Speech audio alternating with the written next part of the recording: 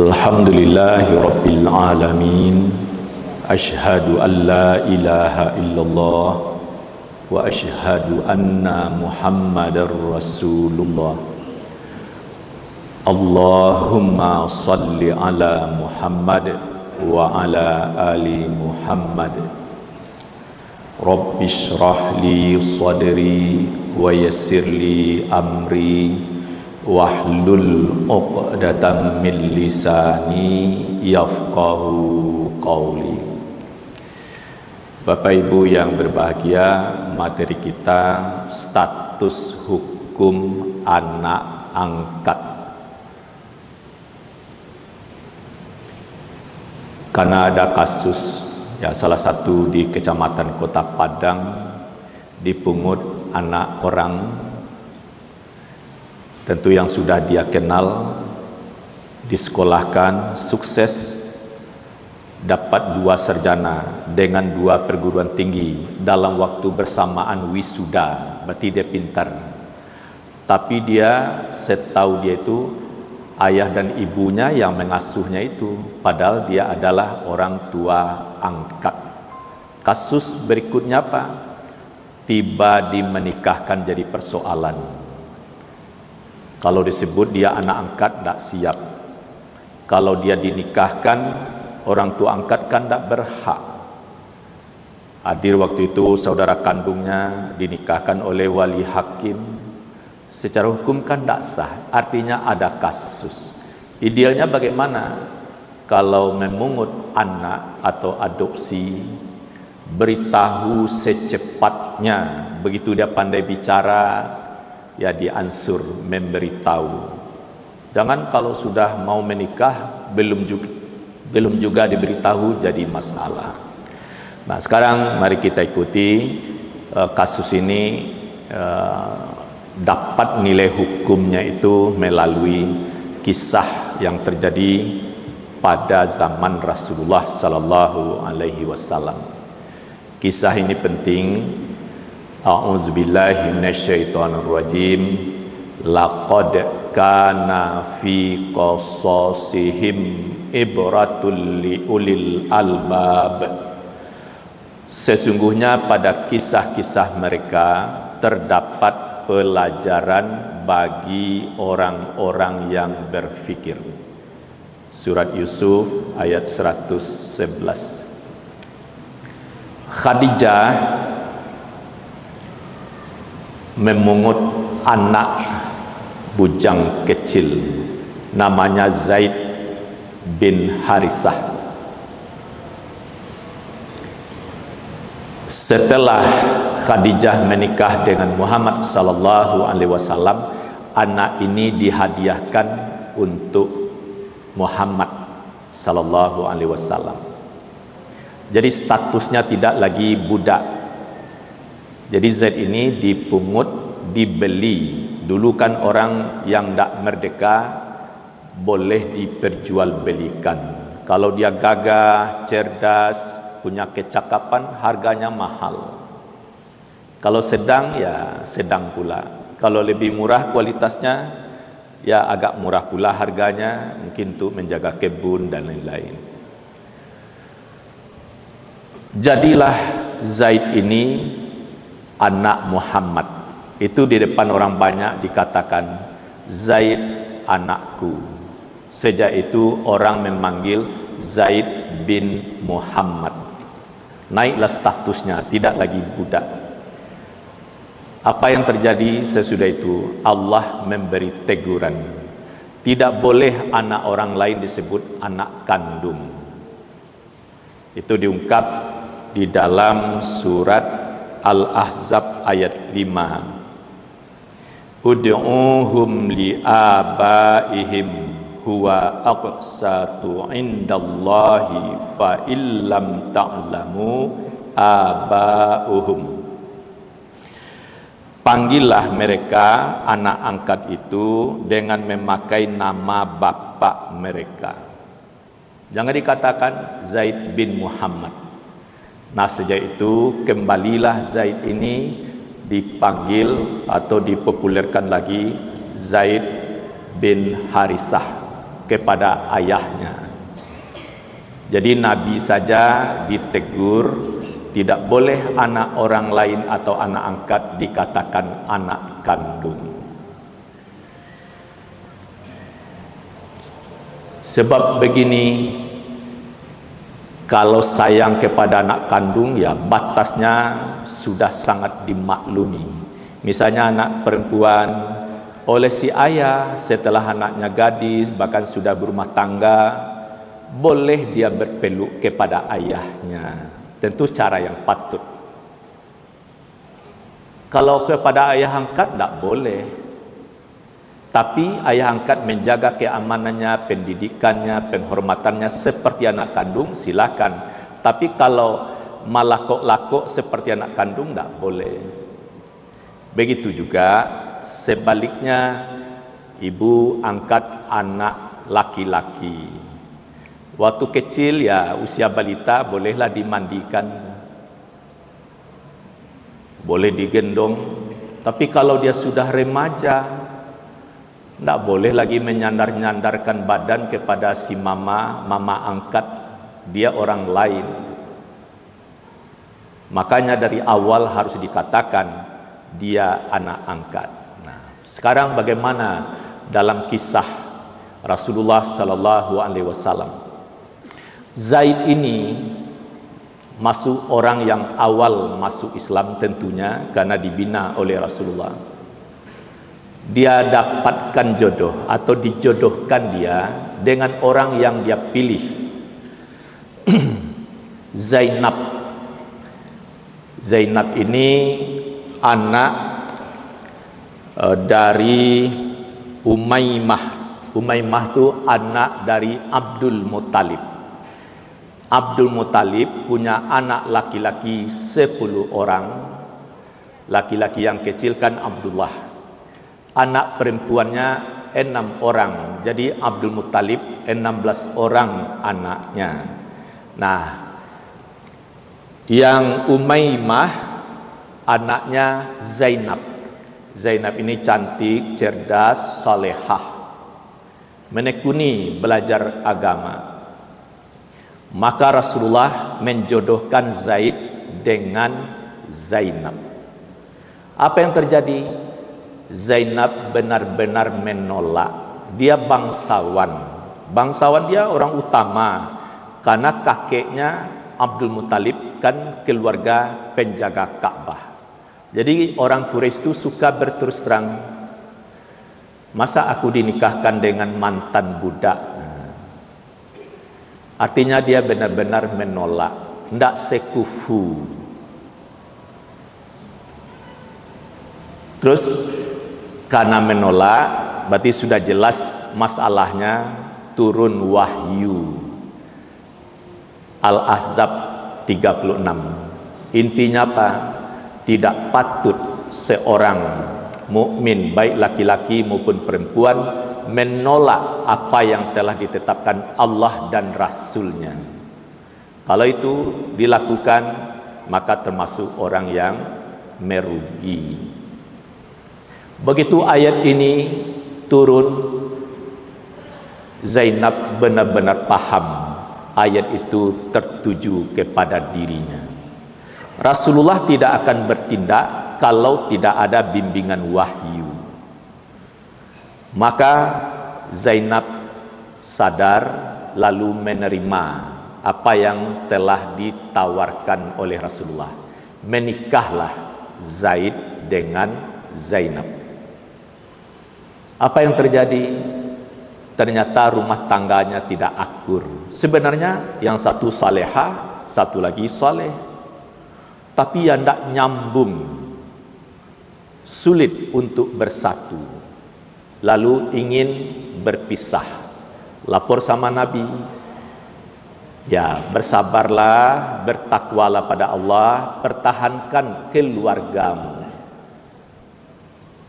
Nabi sebenarnya sudah tahu bahwa hubungan mereka tidak akan berlanjut, tapi tidak serta-merta Nabi okekan untuk berpisah. Nah, dilatih dulu, berjuang dulu. Ternyata ia tidak bisa. akhirnya benar-benar bercerai Zaid dengan Zainab. Sudah selesai tugasnya Zaid sampai masa idahnya, terus wahyu memberi bimbingan pada Al-Ahzab ayat 37. Bapak Ibu bisa nanti mencermatinya.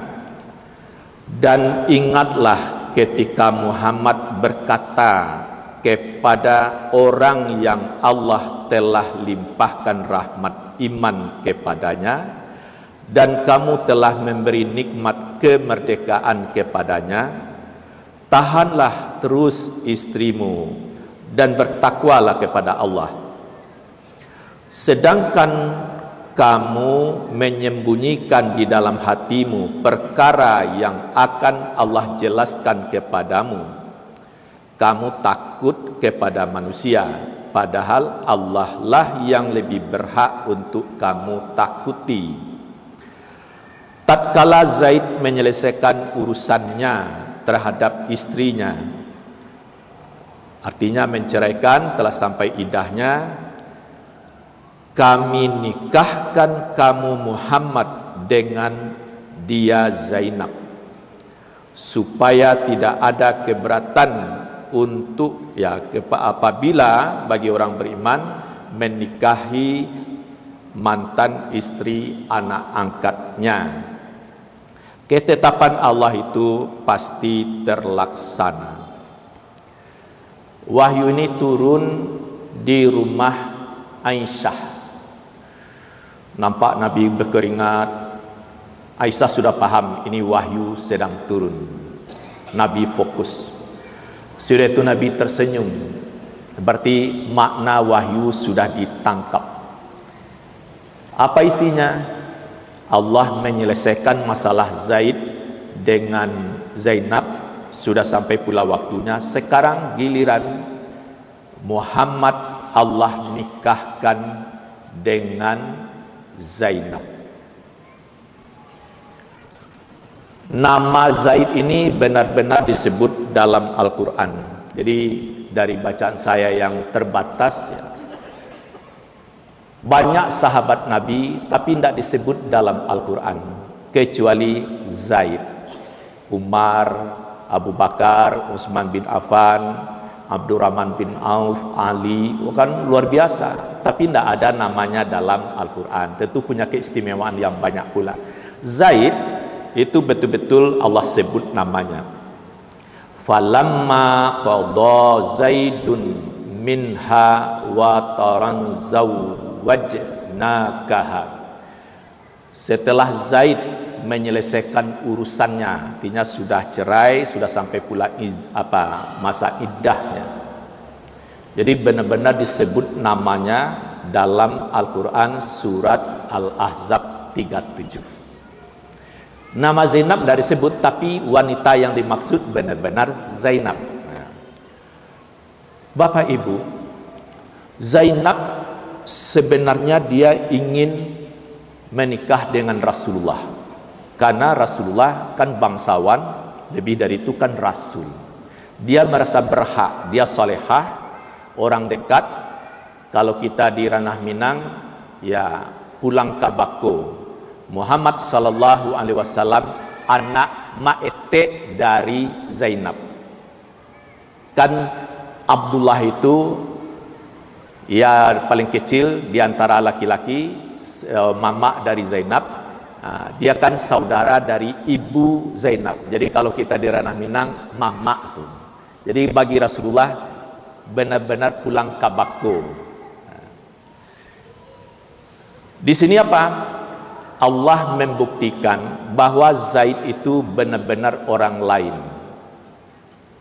Ujiannya luar biasa berat. Berat bagaimana? Dia Allah nikahkan dengan mantan istri anak angkatnya. Itu berat itu. Bagi Zainab ujiannya berat pula. Untuk mendapatkan Rasulullah diuji dulu. Mau ndak nikah dengan Zaid yang mantan budak. Pada mula kan dia tolak, tapi turun wahyu kan dia terima. Dia sudah terima dengan sepenuh hati, tapi yang tidak bisa cocok karena tidak sekufu, mungkin latar belakang.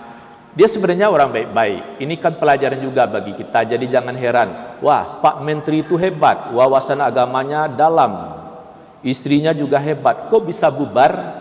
Nah, memang mungkin ada hikmah di balik itu. Kalau dipaksa juga melanjutkan rumah tangga, bisa tidak elok. Jadi memang sesuatu yang Allah halalkan, walaupun itu sangat dibenci, kalau memang itu jalannya, apalah yang tidak dikata, harus ditempuh. Nah, Bapak Ibu, pelajaran selanjutnya apa? Bahwa anak angkat itu benar-benar orang lain. Rasulullah Allah nikahkan dengan mantan istri anak angkat. Di dalam surat An-Nisa ayat 23 itu rangkaian wanita-wanita yang tidak boleh dinikahi. Salah satu apa? Menantu. Istri dari anak laki-laki kan menantu itu tidak boleh dinikahi. Ini menantunya melalui anak angkat Zainab itu boleh Rasulullah, malah Allah yang menikahkan. Artinya bahwa Zaid bukan anaknya Muhammad sallallahu alaihi wasallam. Buktinya apa? Boleh nikah dengan mantan istri anak angkat. Memang berat ujian itu. Nah, begitu wahyu ini disampaikan kepada Zainab, hatinya senang. Apa yang dia inginkan mendapatkan Rasulullah, dia terkabul. Lalu Zainab sudah bergabung dengan keluarganya Rasulullah. Istri-istrinya itu rumahnya kan di sekitar Masjid Nabawi.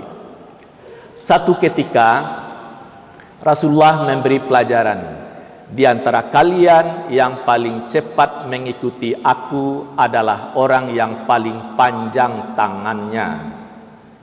Lalu di belakang Nabi dia ngumpul, istri-istri Nabi ngumpul.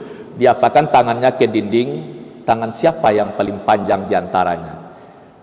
Kalau ketahuan berarti dia meninggal lebih duluan mengikuti Rasulullah. Suatu kebanggaan tuh kalau cepat mengikuti Rasulullah. Tapi tidak ada tangan yang lebih panjang, sama, ya mungkin beda-beda mili lah atau setengah sentian, tidak ada tampak yang menonjol. Kiranya Zainab meninggal. Setelah Zainab meninggal barulah paham maksud paling panjang tangan yang banyak sedekahnya. Zainab ini dia mandiri, walaupun hidupnya sudah di rumah Rasulullah, tapi dia tetap juga berkarya. Dia menyamak kulit, ya mungkin suatu keterampilan, kulit ini diolah, dibersihkan, dijemur dan lain-lain, sehingga di sana dia dapat uang. Begitu dapat uang disedekahkan. Jadi amalannya banyak. Orang yang banyak sedekahnya itu digelar panjang tangannya.